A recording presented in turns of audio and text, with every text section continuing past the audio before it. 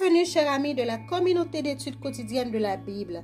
Aujourd'hui, nous allons partager avec vous la méditation quotidienne au féminin tirée du livre Vertueuse, écrit par Monica Diaz ce mercredi 29 mai 2024 et en pour titre « Prophétie autoréalisatrice ». À chaque jour suffit sa peine, a dit Jésus. Un biologiste marin a mené une expérience qui consistait à placer un requin dans un grand bassin et à libérer de ce bassin de nombreux poissons à pattes. Comme prévu, le requin a rapidement attaqué et mangé les poissons. Le biologiste a ensuite inséré un panneau de séparation transparent en libre de verre dans le bassin et a libéré un autre appât.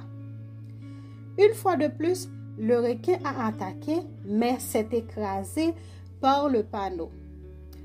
Il a continué à attaquer encore et encore sans succès.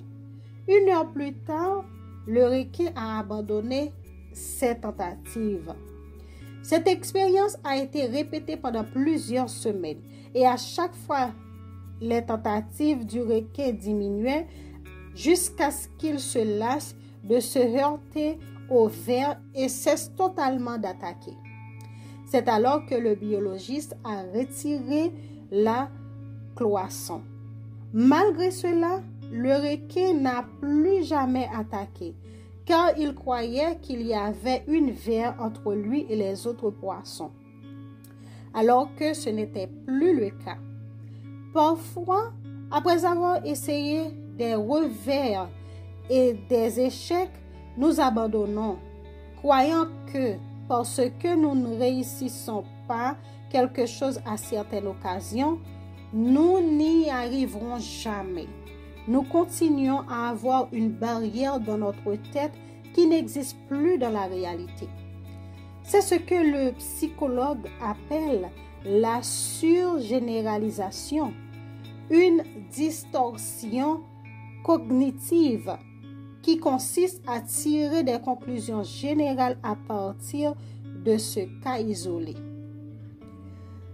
Des pensées comme « mon mari m'a quitté, aucun homme ne m'aimera » ou « je n'ai pas été choisi pour ce travail, je ne trouvais jamais de travail » ou « ma meilleure amie m'a trahi, je ne peux plus faire confiance à personne » sont une manière de fermer des portes qui ne sont pas vraiment fermées, niant ainsi l'efficacité de la puissance de Dieu qui est toujours disponible pour nous. Cette façon de penser ressemble à des prophéties autoréalisatrices, sauf que la prophétesse est soi-même. Ce n'est pas la vérité qui nous parle et encore moins la voix de Dieu. En fait, c'est s'approprier une prérogative qui n'appartient qu'à lui. Car qui suis-je pour dire que quelqu'un ne changera jamais? Quelque chose ne pourra jamais être autre que ce qu'il est maintenant.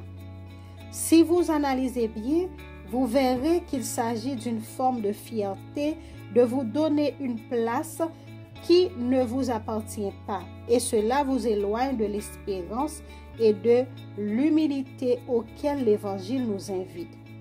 Attendez-vous à Dieu, ayez confiance en lui. À chaque jour suffit sa peine. Ne laissez pas votre passé déterminer votre présent. Laissez la puissance de Dieu agir chaque jour. Or, à celui qui, par la puissance qui agit en nous, peut faire infiniment au-delà de tout ce que nous demandons ou pensons, à lui la gloire. Éphésiens 3, le verset 20-21. Nous vous souhaitons une agréable journée. Au revoir.